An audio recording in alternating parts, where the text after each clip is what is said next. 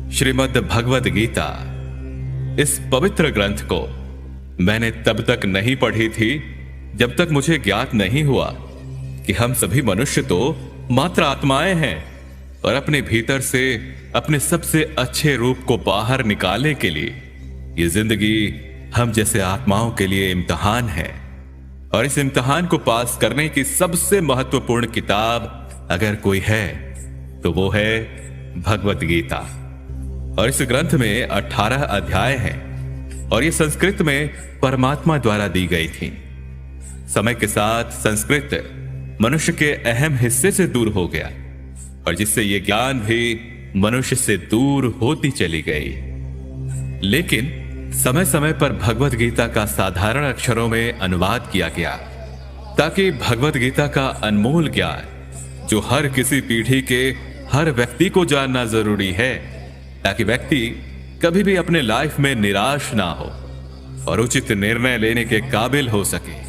और इसी कोशिश को आगे बढ़ाते हुए आगे आने वाले 10 मिनटों में भगवद गीता के कुछ अहम हिस्सों को अपने गुरु के आशीर्वाद से एक आसान रूप में इस चैनल पे मैं आप सभी भाई बहनों के चरणों में समर्पित कर रहा हूं।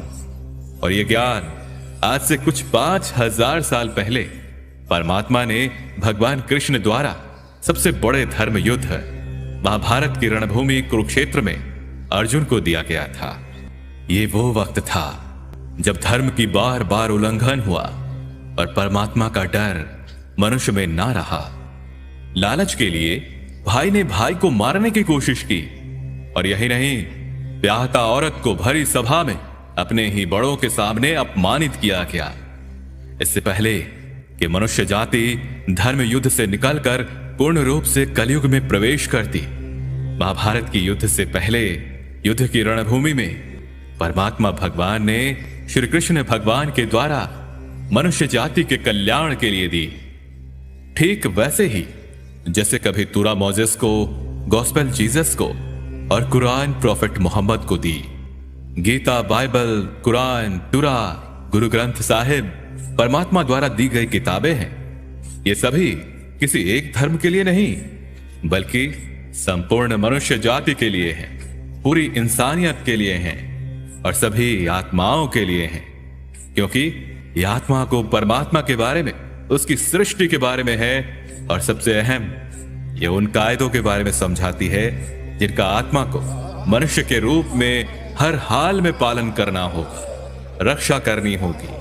और इन्हीं कायदों के बुनियाद पे एक आत्मा को शरीर त्यागने के बाद उस आत्मा को परखा जाएगा और इस परीक्षा में पास होने पे हमेशा के लिए मनुष्य को जन्म और मृत्यु के चक्र से मुक्ति मिल जाएगी।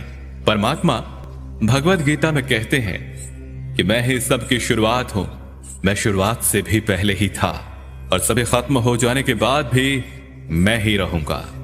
सब मुझ में है और मैं सब में हूं।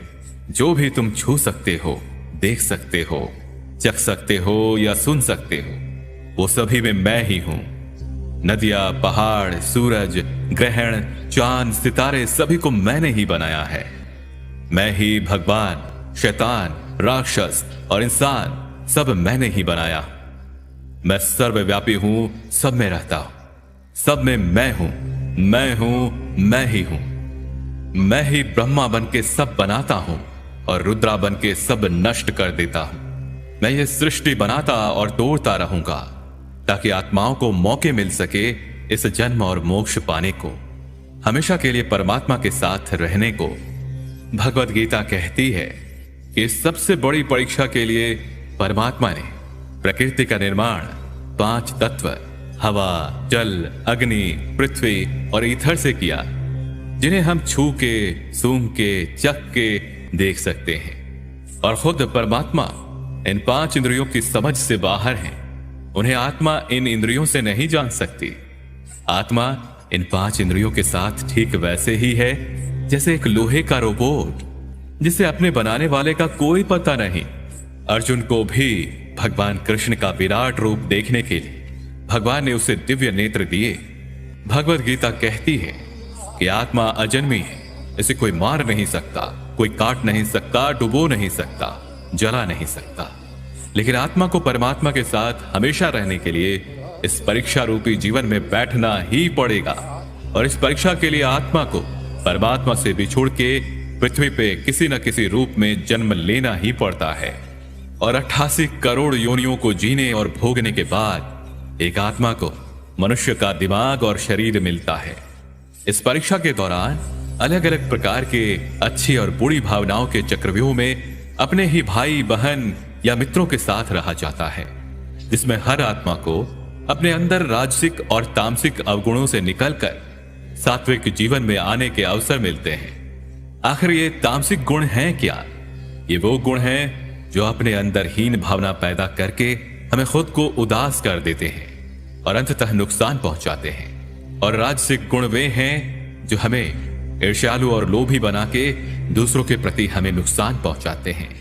हर आत्मा को राजसिक और तामसिक गुणों का अंत करके अपने सात्विक गुणों से अवगत होना ही पड़ेगा। और सात्विक गुण वे हैं जो आत्मा को अपने आसपास की हर चीज से जोड़ती हैं और परस्पर प्यार और प्रेम भावना रखने को सिखाती हैं। परीक्षा के समय हर आत्मा को जीवन के चारों स्तंभ धर्म, अर्थ, काम और मोक्ष का ज्ञान पाके ही मुक्ति मिल सकती है। यही वो स्तंभ हैं जिन्हें समझ के ही आत्मा अपने परमात्मा को समझ सकती है। पहला द्वार धर्म का है और इसका प्रतीक शेर है। धर्म वही है जो गीता में लिखा है, वेदों में लिखा है, गुरु ग्रंथ साहिब, कुरान या बाइबल में लिखा है। धर्म वही है जो धारण किया गया है, जिसे आपका दिल मानता है, जैसे झूठ नहीं बोलना, चोरी नहीं करना, भगवान का निरादर नहीं करना, दूसरों को नुकसान नहीं देना। ये सभी ही धर्म हैं और आत्मा को अपने जीवन के काल में इस धर्म का पालन करना ही होगा और साथ ही उसकी रक्षा भी करनी होगी। दूसरा द्वार अर्थ का है और घोड़ा इसका प्रतीक है, जिसके तहत आत्मा को अपने हर जीवन काल में अपने पृथ्वी पर रहने का अर्थ या मूल कारण समझेगी। इस जिंदगी में भोगने वाली चीजें और रिश्तों का आनंद लेंगी। अच्छा भाई या अच्छा बहन, अच्छा बेटा या अच्छी बेटी, अच्छा पति या अच्छी पत्नी बनके हर बुनियादी रिश्तों पे खड़ी उतरेंगी और अंततः इस परीक्षा को पास करेंगी। तीसरा द्वार काम का है।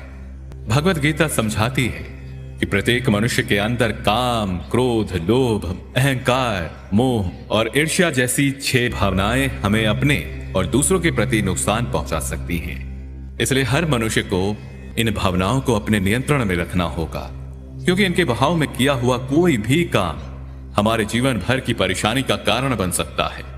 और एक आत्मा संतोष और सादगी से एक आत्मा इन भावनाओं पे हमेशा के लिए विजय पा सकती है।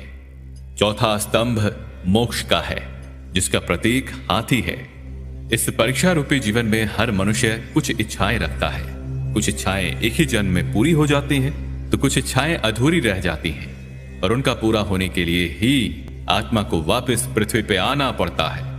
भगवत गीता समझाती है कि हमारे पृथ्वी पे वापस आने का हमारी इच्छाएं ही मूल कारण है।